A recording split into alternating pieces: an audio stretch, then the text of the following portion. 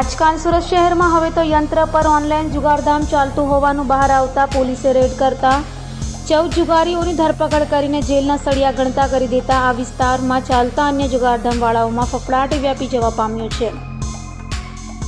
સુરત શહેરના જુગારીઓના બંધાણીઓ કોઈપણ રીતે નવા નુસ્ખા અજમાવી જુગારધામ ચલાવી રહ્યા છે। ત્યારે કાપોદ્રા પોલીસને માહિતી મળી હતી કે કાપોદ્રાની ગાયત્રી સોસાયટીના એક ઘરમાં ઓનેસ્ટ ટુ ઓનલાઈન માર્કેટિંગ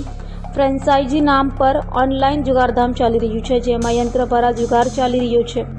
યંત્રના ચિત્ર પર રૂપિયા લગાવવાથી 1 રૂપિયાના 9 રૂપિયા એટલે કે 1ના 9 ગણા મળે છે। તે માહિતી મળતા જ પોલીસે ઘટના સ્થળે પહોંચી રેડ કરતા જુગારધામમાંથી 14 લોકોની પોલીસે ધરપકડ કરી હતી। ગઈકાલે કાપોદ્રા પોલીસ સ્ટેશન દ્વારા ગાયત્રી સોસાયટીમાં બિલ્ડિંગ નંબર 114માં એક દુકાનમાં જુગાર અંગેની રેડ કરવામાં આવેલી। આ જુગાર અંગેની રેડની હકીકત એવી છે કે આ દુકાનમાં honest to online marketing franchise આના નામથી વાસ્તુશાસ્ત્રોના યંત્રોના પ્રચાર પ્રસાર માટે વ્યવસ્થાઓ હોય છે,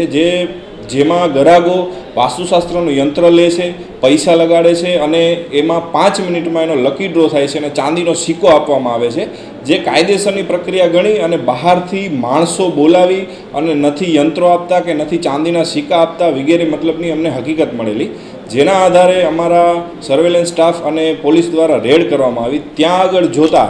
આવા કોઈ યંત્રોનું વેચાણ થતું નહોતું, આવા કોઈ ચાંદીના સિક્કા આપવામાં આવતા નહોતા અને સીધી રીતે બહારથી આવતા માણસોને 10 રૂપિયા, 20 રૂપિયા, 30 રૂપિયા, 40 રૂપિયા,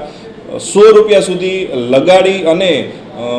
જેમાં 5 મિનિટમાં એક ઓનલાઈન ડ્રો કરવામાં આવે અને જેને લાગે એને 10 ગણા રૂપિયા આપવામાં આવે અને બીજાને એ રૂપિયા હારી જાય। આ રીતનો નસીબ આધારનો જુગાર રમાતો હતો, જેથી પોલીસ દ્વારા એક ડિકોઈને ગોઠવી પોલીસે એમને પૈસા આપી ત્યાં ચેક કરાવેલ અને ચેક કરતાં ખરેખર ખાતરી થયેલ કે આ કોઈ યંત્રોનું વેચાણ નથી થતું, આ માર્કેટિંગના નામે કાયદેસરનો જુગારનો અખાડો ચલાવે છે, જેથી ત્યાં પોલીસે રેડ કરી કુલ 14 આરોપી જેટલાની ધરપકડ કરી છે। તેના સંચાલક જયદીપસિંહ ગોહિલ જે આ અખાડો ચલાવે છે તેની પણ ધરપકડ કરવામાં આવે છે અને આ સમગ્ર નેટવર્ક તપાસ દરમિયાન એવું ખુલેલ છે કે ગાંધીધામથી આ માર્કેટિંગ સાઇટ કાર્યરત છે અને હાલ આની ઊંડાણપૂર્વક તપાસ ચાલુ છે અને કુલ રૂપિયા આમાં 1,04,000 જેટલા રોકડા, બીજા સાધનો, મોબાઈલો, કમ્પ્યુટરો આ બધું થઈ અને ટોટલ 2,26,000 જેટલો મુદ્દામાલ પોલીસ દ્વારા કબજે કરવામાં આવેલ છે।